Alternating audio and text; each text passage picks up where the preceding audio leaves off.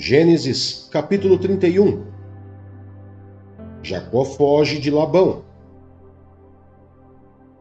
Jacó, porém, ouviu falar que os filhos de Labão estavam dizendo: Jacó tomou tudo que o nosso pai tinha e juntou toda a sua riqueza à custa do nosso pai. E Jacó percebeu que a atitude de Labão para com ele já não era a mesma de antes. E o Senhor disse a Jacó: Volte para a terra de seus pais e de seus parentes, e eu estarei com você.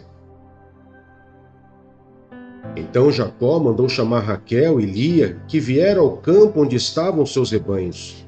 E lhes disse: Vejo que a atitude do seu pai para comigo não é mais a mesma, mas o Deus de meu pai tem estado comigo. Vocês sabem que trabalhei para seu pai com todo o empenho, mas ele tem me feito de tolo, mudando o meu salário 10 vezes. Contudo, Deus não permitiu que ele me prejudicasse. Se ele dizia: As crias salpicadas serão o seu salário, todos os rebanhos geravam filhotes salpicados. E se ele dizia: As que têm listras serão o seu salário, todos os rebanhos geravam filhotes com listras. Foi assim que Deus tirou os rebanhos de seu pai e os deu a mim. Na época do acasalamento, tive um sonho em que olhei e vi que os machos que fecundavam o rebanho tinham listras. Eram salpicados e malhados. O anjo de Deus me disse no sonho: Jacó. Eu respondi: Eis-me aqui. Então ele disse: Olhe e veja que todos os machos que fecundam o rebanho têm listas. São salpicados e malhados, porque tenho visto tudo o que Labão lhe fez. Sou o Deus de Betel, onde você ungiu uma coluna e me fez um voto. Saia agora desta terra e volte para a sua terra natal. Raquel e Lia disseram a Jacó: Temos ainda parte na herança dos bens de nosso pai? Não nos trata ele como estrangeiras? Não apenas nos vendeu, como também gastou tudo o que foi pago por nós. Toda a riqueza que Deus tirou de nosso pai é nossa e de nossos filhos. Portanto, faça tudo quanto Deus lhe ordenou. Então Jacó ajudou seus filhos e suas mulheres a montar nos camelos e conduziu todo o seu rebanho, junto com todos os bens que havia acumulado em Padan-Arã, para ir à terra de Canaã, a casa de seu pai, Isaque. Enquanto Labão tinha saído para tosquear suas ovelhas, Raquel roubou do seu pai os ídolos do clã. Foi assim que Jacó enganou a Labão, o arameu, fugindo sem lhe dizer nada. Ele fugiu com tudo o que tinha e, atravessando o Eufrates, foi para os montes de Gileade. Labão persegue Jacó. 3 dias depois, Labão foi informado de que Jacó tinha fugido. Tomando consigo os homens de sua família, perseguiu Jacó por 7 dias e o alcançou nos montes de Gileade. Então, de noite, Deus veio em sonho a Labão, o arameu, e o advertiu: Cuidado, não diga nada a Jacó, não lhe faça promessas nem ameaças. Labão alcançou Jacó, que estava acampado nos montes de Gileade. Então Labão e os homens se acamparam ali também. Ele perguntou a Jacó: Que foi que você fez? Não só me enganou, como também raptou minhas filhas, como se fossem prisioneiras de guerra. Por que você me enganou? Fugir em segredo, sem avisar-me? Eu teria celebrado a sua partida com alegria e cantos, ao som dos tamborins e das harpas. Você sequer me deixou beijar meus netos e minhas filhas para despedir-me deles. Você foi insensato. Tenho poder para prejudicá-los. Mas na noite passada, o Deus do pai de vocês me advertiu: Cuidado, não diga nada a Jacó, não lhe faça promessas nem ameaças. Agora, se você partiu porque tinha saudades da casa do seu pai, por que roubou meus deuses? Jacó respondeu a Labão: Tive medo, pois pensei que você tiraria suas filhas de mim à força. Quanto aos seus deuses, quem for encontrado com eles não ficará vivo. Na presença dos nossos parentes, veja você mesmo se está aqui comigo qualquer coisa que lhe pertença. E se estiver, leve-a de volta. Ora, Jacó não sabia que Raquel os havia roubado. Então Labão entrou na tenda de Jacó e nas tendas de Lia e de suas 2 servas, mas nada encontrou. Depois de sair da tenda de Lia, entrou na tenda de Raquel. Raquel tinha colocado os ídolos dentro da sela do seu camelo e estava sentada em cima. Labão vasculhou toda a tenda, mas nada encontrou.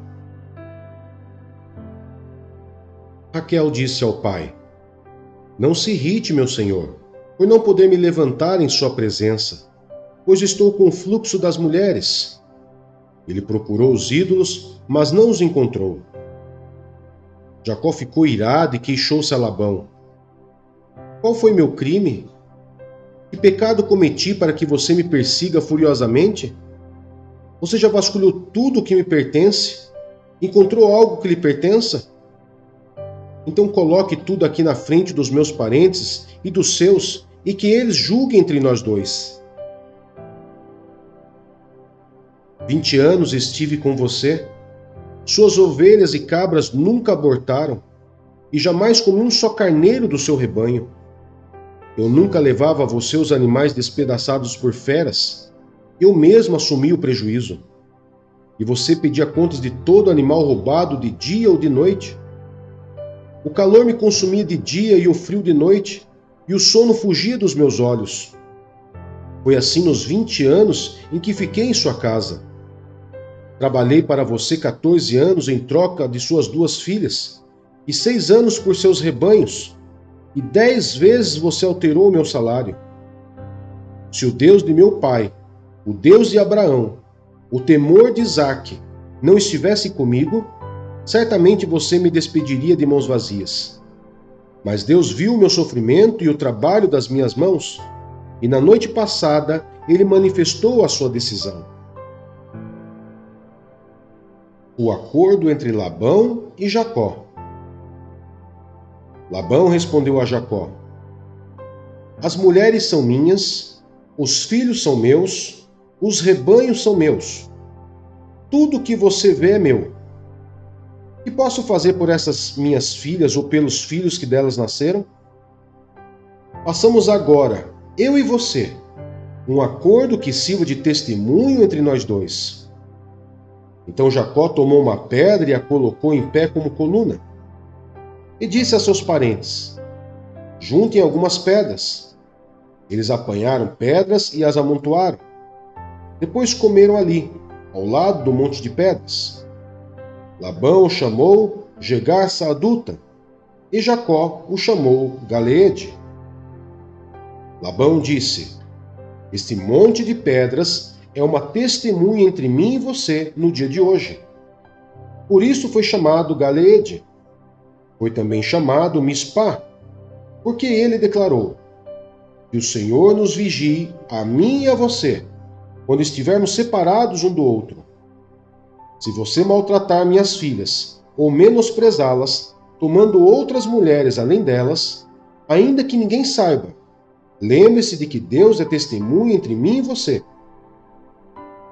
Disse ainda Labão a Jacó: Aqui estão este monte de pedras, e esta coluna que coloquei entre mim e você. São testemunhas de que não passarei para o lado de lá para prejudicá-lo, nem você passará para o lado de cá para prejudicar-me. Que o Deus de Abraão, o Deus de Naor, o Deus do pai deles, julgue entre nós. Então Jacó fez um juramento em nome do temor do seu pai Isaque. Ofereceu um sacrifício no monte e chamou os parentes que lá estavam para uma refeição. Depois de comerem, passaram a noite ali. Na manhã seguinte, Labão beijou seus netos e suas filhas e os abençoou, e depois voltou para sua terra.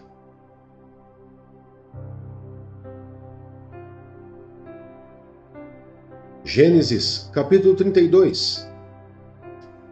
Jacó prepara-se para o encontro com Esaú. Jacó também seguiu seu caminho, e os anjos de Deus vieram ao encontro dele. Quando Jacó os avistou, disse: Este é o exército de Deus. Por isso deu àquele lugar o nome de Manaim. Jacó mandou mensageiros adiante dele a seu irmão Esaú, na região de Seir, território de Edom. E lhes ordenou: Vocês dirão o seguinte ao meu senhor Esaú: Assim diz teu servo Jacó: Morei na casa de Labão e com ele permaneci até agora. Tenho bois e jumentos, ovelhas e cabras, servos e servas. Envio agora esta mensagem ao meu senhor, para que me recebas bem. Quando os mensageiros voltaram a Jacó, disseram-lhe: Fomos até seu irmão Esaú, e ele está vindo ao seu encontro com 400 homens. Jacó encheu-se de medo e foi tomado de angústia. Então dividiu em 2 grupos todos os que estavam com ele, bem como as ovelhas, as cabras, os bois e os camelos. Pois assim pensou: se Esaú vier e atacar um dos grupos, o outro poderá escapar. Então Jacó orou: Ó Deus de meu pai Abraão, Deus de meu pai Isaque, ó Senhor que me disseste: volte para a sua terra e para os seus parentes, e eu o farei prosperar. Não sou digno de toda a bondade e lealdade com que trataste o teu servo? Quando atravessei o Jordão, eu tinha apenas o meu cajado, mas agora possuo 2 caravanas. Livra-me, rogo-te, das mãos do meu irmão Esaú, porque tenho medo que ele venha nos atacar, tanto a mim como as mães e as crianças. Pois tu prometeste: esteja certo de que eu o farei prosperar, e farei os seus descendentes tão numerosos como a areia do mar, que não se pode contar.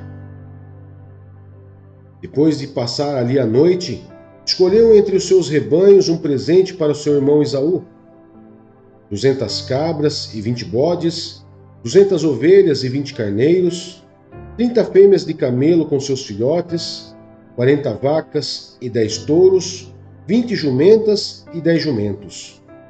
Colocou cada rebanho sob o cuidado de um servo e disse-lhes: Vão à minha frente e mantenham certa distância entre o rebanho e o outro. Ao que ia à frente, deu a seguinte instrução: Quando meu irmão Esaú encontrar-se com você e lhe perguntar: A quem você pertence, para onde vai e de quem é todo este rebanho à sua frente, você responderá: É do teu servo Jacó. É um presente para o meu senhor, Esaú, e ele mesmo está vindo atrás de nós.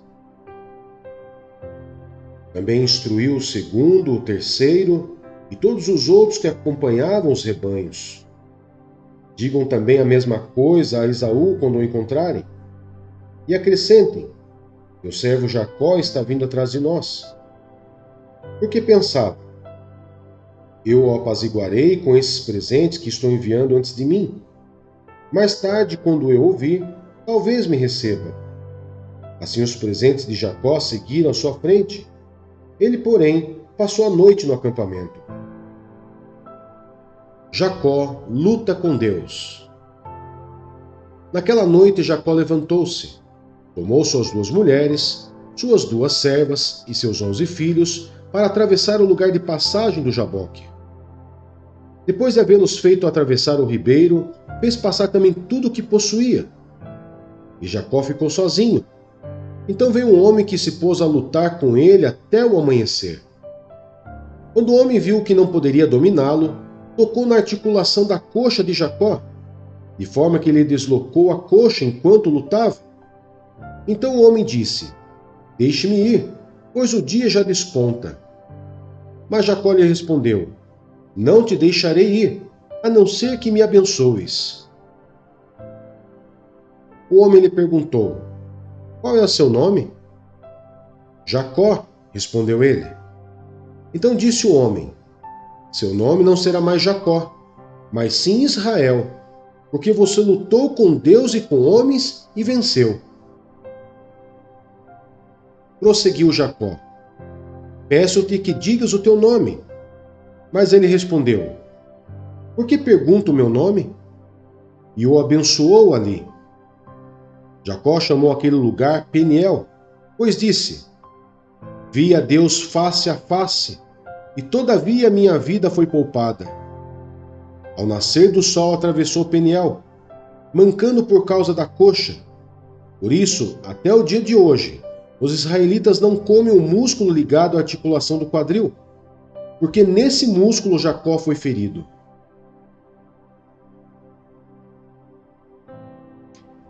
Marcos, capítulo 2.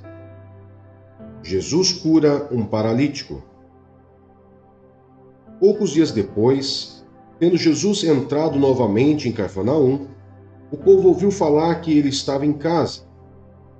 Então muita gente se reuniu ali, de forma que não havia lugar nem junto à porta, e ele lhes pregava a palavra.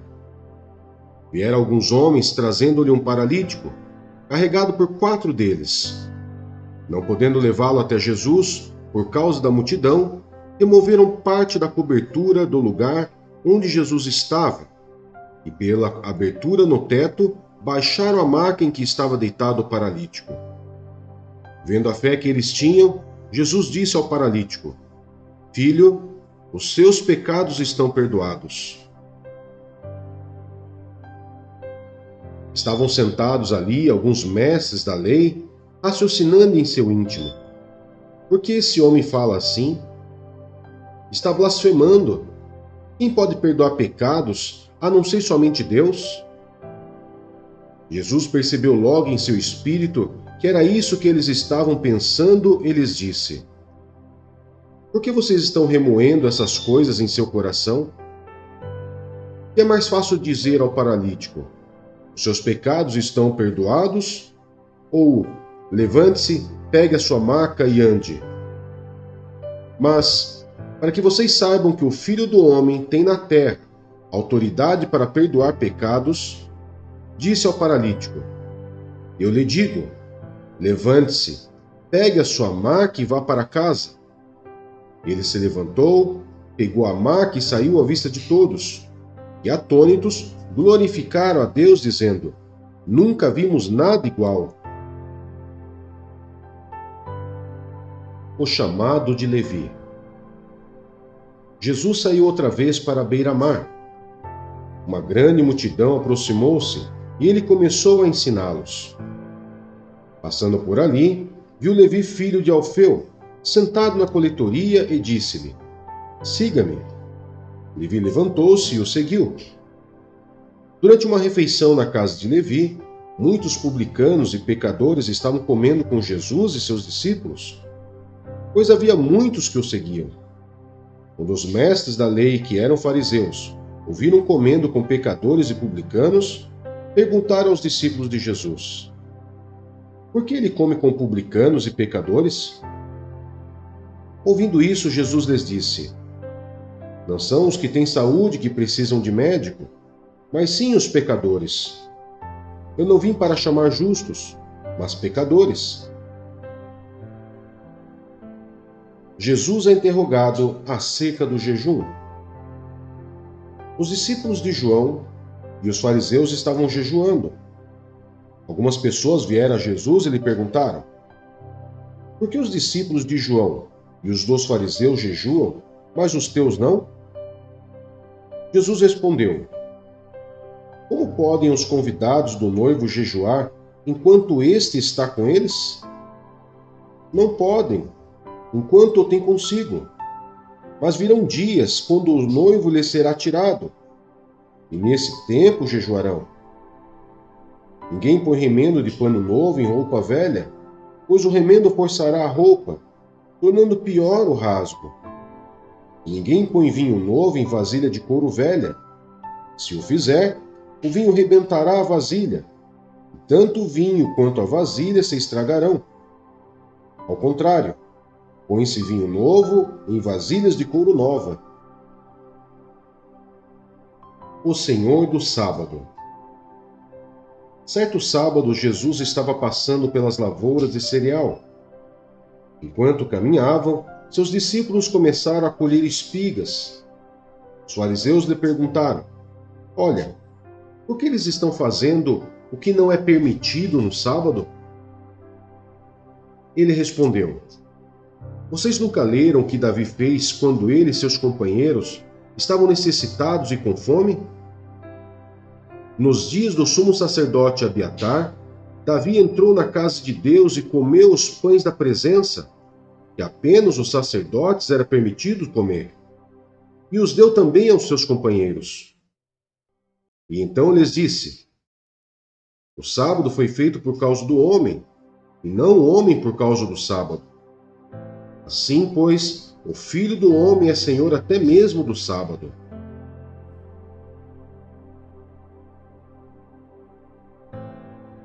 Marcos, capítulo 3. Noutra ocasião, ele entrou na sinagoga e estava ali um homem com uma das mãos atrofiadas. Alguns deles estavam procurando motivo para acusar Jesus. Por isso, observavam atentamente para ver se ele iria curá-lo no sábado. Jesus disse ao homem da mão atrofiada: Levante-se e venha para o meio. Depois Jesus lhes perguntou: O que é permitido fazer no sábado? O bem ou o mal? Salvar a vida ou matar? Mas eles permaneceram em silêncio. Irado, olhou para os que estavam à sua volta e, profundamente entristecido por causa do coração endurecido deles, disse ao homem: Estenda a mão. Ele a estendeu e ela foi restaurada. Então os fariseus saíram e começaram a conspirar com os herodianos contra Jesus sobre como poderiam matá-lo. Jesus é procurado por uma multidão. Jesus retirou-se com seus discípulos para o mar. Uma grande multidão vinda da Galiléia o seguia. Quando ouviram a respeito de tudo o que ele estava fazendo, muitas pessoas procedentes da Judéia, de Jerusalém, da Idumeia, das regiões do outro lado do Jordão e dos arredores de Tiro e de Sidom foram atrás dele. Por causa da multidão, ele disse aos discípulos que lhe preparassem um pequeno barco para evitar que o comprimissem, pois ele havia curado a muitos, de modo que os que sofriam de doenças ficavam se empurrando para conseguir tocar nele. Sempre que os espíritos imundos ouviam, prostravam-se diante dele e gritavam: Tu és o Filho de Deus. Mas ele lhes dava ordens severas para que não dissessem quem ele era. A escolha dos 12 apóstolos. Jesus subiu ao monte e chamou a si aqueles que ele quis, os quais vieram para junto dele. Escolheu 12, designando-os apóstolos, para que estivessem com ele, os enviasse a pregar e tivesse autoridade para expulsar demônios. Esses são os 12 que ele escolheu: Simão, a quem deu o nome de Pedro, Tiago, filho de Zebedeu, e João, seu irmão, aos quais deu o nome de Boanerges, que significa filhos do trovão, André, Filipe, Bartolomeu, Mateus, Tomé, Tiago, filho de Alfeu, Tadeu, Simão o Zelote e Judas Iscariotes, que o traiu. A acusação contra Jesus. Então Jesus entrou numa casa, e novamente reuniu-se ali uma multidão, de modo que ele e seus discípulos não conseguiam nem comer. Quando seus familiares ouviram falar disso, saíram para trazê-lo à força, pois diziam: Ele está fora de si. E os mestres da lei que havia descido de Jerusalém diziam: Ele está com Beelzebu, pelo príncipe dos demônios é que ele expulsa demônios. Então Jesus os chamou e lhes falou por parábolas: Como pode Satanás expulsar Satanás? Se um reino estiver dividido contra si mesmo, não poderá subsistir. Se uma casa estiver dividida contra si mesma, também não poderá subsistir. E se Satanás se opuser a si mesmo e estiver dividido, não poderá subsistir. Chegou o seu fim. De fato, ninguém pode entrar na casa do homem forte e levar dali os seus bens, sem que antes o amarre. Só então poderá roubar a sua casa. Eu lhes asseguro que todos os pecados e blasfêmias dos homens lhes serão perdoados. Mas quem blasfemar contra o Espírito Santo nunca terá perdão. É culpado de pecado eterno. Jesus falou isso porque eles estavam dizendo: ele está com o espírito imundo. A mãe e os irmãos de Jesus. Então chegaram a mãe e os irmãos de Jesus. Ficando do lado de fora, mandaram alguém chamá-lo. Via muita gente assentada ao seu redor, e lhe disseram: tua mãe e teus irmãos estão lá fora e te procuram. Quem é minha mãe e quem são meus irmãos? Perguntou ele. Então olhou para os que estavam assentados ao seu redor e disse: aqui estão minha mãe e meus irmãos. Quem faz a vontade de Deus, este é meu irmão, minha irmã e minha mãe.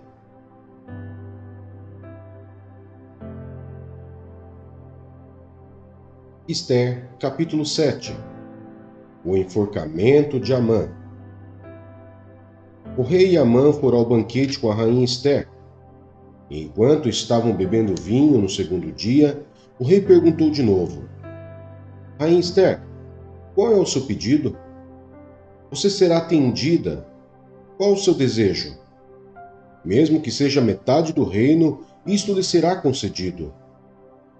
Então a rainha Esther respondeu: se posso contar com o favor do rei, e se isso lhe agrada, poupe a minha vida e a vida do meu povo. Este é o meu pedido e o meu desejo. Pois eu e meu povo fomos vendidos para a destruição, morte e aniquilação. Se apenas tivéssemos sido vendidos como escravos e escravas, eu teria ficado em silêncio, porque nenhuma aflição como essa justificaria perturbar o rei. O rei Xerxes perguntou à rainha Esther: quem se atreveu a uma coisa dessas? Onde está ele? Respondeu Esther: o adversário e inimigo é Amã, esse perverso. Diante disso, Amã ficou apavorado na presença do rei e da rainha. Furioso, o rei levantou-se, deixou o vinho, saiu dali e foi para o jardim do palácio. Percebendo Amã que o rei já tinha decidido condená-lo, ficou ali para implorar por sua vida a rainha Esther. E voltando o rei do jardim do palácio ao salão do banquete, viu Amã caído sobre o assento onde Esther estava reclinada. E então exclamou: chegaria ele ao cúmulo de violentar a rainha na minha presença e em minha própria casa? Mal o rei terminou de dizer isso, alguns oficiais cobriram o rosto de Amã. E um deles, chamado Arbona, que estava a serviço do rei, disse: há uma forca de mais de 20 metros de altura junto à casa de Amã, que ele fez para Mardoqueu, aquele que intercedeu pela vida do rei. Então o rei ordenou: enforque-no nela. Sim, Amã morreu na forca que tinha preparado para Mardoqueu, e a ira do rei se acalmou.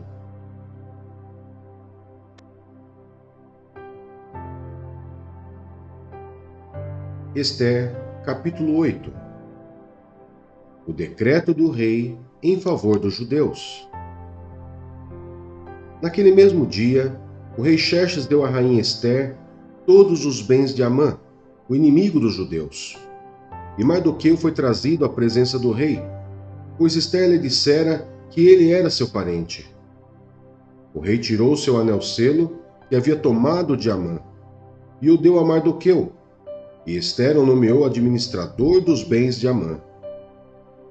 Mas Esther tornou a implorar ao rei, chorando aos seus pés, que revogasse o plano maligno de Amã, o Agagita, contra os judeus.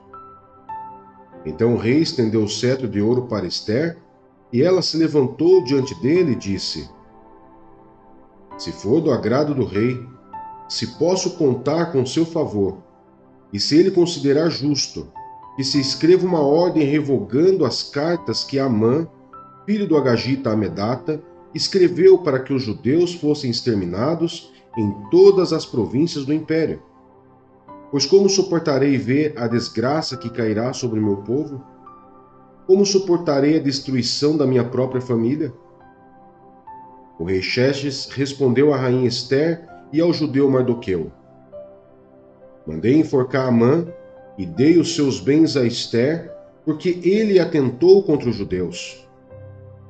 Escrevam agora outro decreto em nome do rei em favor dos judeus, como melhor lhes parecer, e selem-no com o anel selo do rei, pois nenhum documento escrito em nome do rei e selado com seu anel pode ser revogado. Isso aconteceu no 23º dia do terceiro mês, o mês de Sivã. Os secretários do rei foram imediatamente convocados e escreveram todas as ordens de Mardoqueu aos judeus, aos sátrapas, aos governadores e aos nobres das 127 províncias que se estendiam da Índia até a Etiópia. Essas ordens foram redigidas na língua e na escrita de cada província e de cada povo, e também na língua e na escrita dos judeus. Mardoqueu escreveu em nome do rei Xerxes, selou as cartas com o anel selo do rei e as enviou por meio de mensageiros montados em cavalos velozes, nas estrebarias do próprio rei. O decreto do rei concedia aos judeus de cada cidade o direito de se reunirem e de se protegerem, de destruir, matar e aniquilar qualquer força armada de qualquer povo ou província que os ameaçasse, a eles, suas mulheres, seus filhos, e o direito de saquear os bens dos seus inimigos. O decreto entrou em vigor nas províncias do rei Xerxes no 13º dia do 12º mês, o mês de Adar. Uma cópia do decreto foi publicada como lei em cada província e levada ao conhecimento do povo de cada nação, a fim de que naquele dia os judeus estivessem prontos para vingar-se dos seus inimigos. Os mensageiros, montando o cavalo das estrebarias do rei, saíram a galope, por causa da ordem do rei. O decreto também foi publicado na cidadela de Suzã.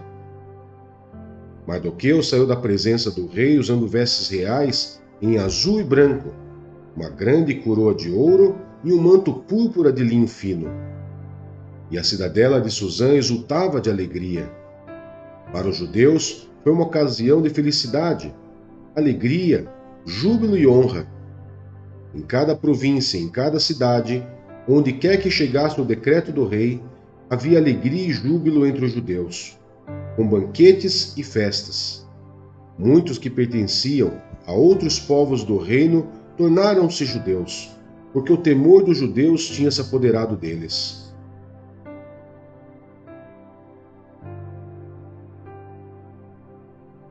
Romanos, capítulo 2. O justo juízo de Deus. Portanto, você que julga os outros é indesculpável, pois está condenando a si mesmo naquilo em que julga, visto que você que julga pratica as mesmas coisas, sabendo que o juízo de Deus contra os que praticam tais coisas é conforme a verdade. Assim, quando você, um simples homem, os julga, mas pratica as mesmas coisas, pensa que escapará do juízo de Deus? Ou será que você despreza as riquezas da sua bondade, tolerância e paciência, não reconhecendo que a bondade de Deus o leva ao arrependimento? Contudo, por causa da sua teimosia e do seu coração obstinado, você está acumulando ira contra si mesmo, para o dia da ira de Deus, quando se revelará o seu justo julgamento. Deus retribuirá a cada um conforme o seu procedimento. Ele dará vida eterna aos que, persistindo em fazer o bem, buscam glória, honra e imortalidade. Mas haverá ira e indignação para os que são egoístas, que rejeitam a verdade e seguem a injustiça. Haverá tribulação e angústia para todo ser humano que pratica o mal, primeiro para o judeu, depois para o grego, mas glória, honra e paz para todo o que pratica o bem, primeiro para o judeu, depois para o grego, pois em Deus não há parcialidade. Todo aquele que pecar sem a lei também perecerá, e todo aquele que pecar sob a lei, pela lei será julgado. Porque não são os que ouvem a lei que são justos aos olhos de Deus, mas os que obedecem à lei. Estes serão declarados justos. De fato, quando os gentios, que não têm a lei, praticam naturalmente o que ela ordena, tornam-se lei para si mesmos, embora não possuam a lei, pois mostram que as exigências da lei estão gravadas em seu coração. Disso dão testemunho também a sua consciência e os pensamentos deles, ora acusando-os, ora defendendo-os. Isso tudo se verá no dia em que Deus julgar os segredos dos homens, mediante Jesus Cristo, conforme o declara o meu Evangelho. Os judeus e a lei. Ora, você leva o nome de judeu, apoia-se na lei e orgulha-se de Deus. Você conhece a vontade de Deus e aprova o que é superior, porque é instruído pela lei. Você está convencido de que é guia de cegos, luz para os que estão em trevas, instrutor de insensatos, mestre de crianças, porque tem na lei a expressão do conhecimento e da verdade. E então, você que ensina os outros, não ensina a si mesmo? Você que prega contra o furto, furta? Você que diz que não se deve adulterar, adultera? Você que detesta ídolos, rouba-lhes os templos? Você que se orgulha da lei, desonra a Deus, desobedecendo a lei? Pois como está escrito, o nome de Deus é blasfemado entre os gentios por causa de vocês. A circuncisão tem valor se você obedece à lei. Mas se você desobedece à lei, a sua circuncisão já se tornou incircuncisão. Se aqueles que não são circuncidados obedecem aos preceitos da lei, não serão eles considerados circuncidados? Aquele que não é circuncidado fisicamente, mas obedece à lei, condenará você, e tendo a lei escrita e a circuncisão, é transgressor da lei. Não é judeu quem o é apenas exteriormente, nem é circuncisão a quem é meramente exterior e física. Não. Judeu é quem o é interiormente, e circuncisão é a operada no coração, pelo Espírito, e não pela lei escrita. Para esses o louvor não provém dos homens, mas de Deus.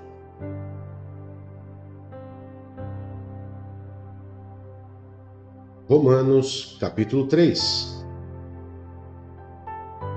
Que vantagem há então em ser judeu? Ou que utilidade há na circuncisão? Muita, em todos os sentidos, principalmente porque aos judeus foram confiadas as palavras de Deus. Que importa se algum deles for infiéis? A sua infidelidade anulará a fidelidade de Deus? De maneira nenhuma. Seja Deus verdadeiro e todo homem mentiroso, como está escrito, para que sejas justificado nas tuas palavras e prevaleças quando fores julgado. Mas se a nossa injustiça ressalta de maneira ainda mais clara a justiça de Deus, que diremos?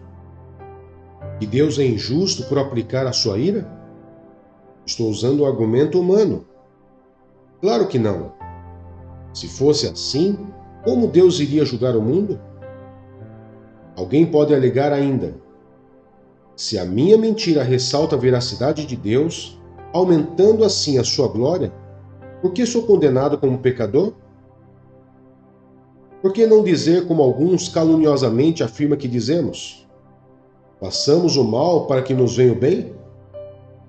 A condenação dos tais é merecida. Ninguém é justo.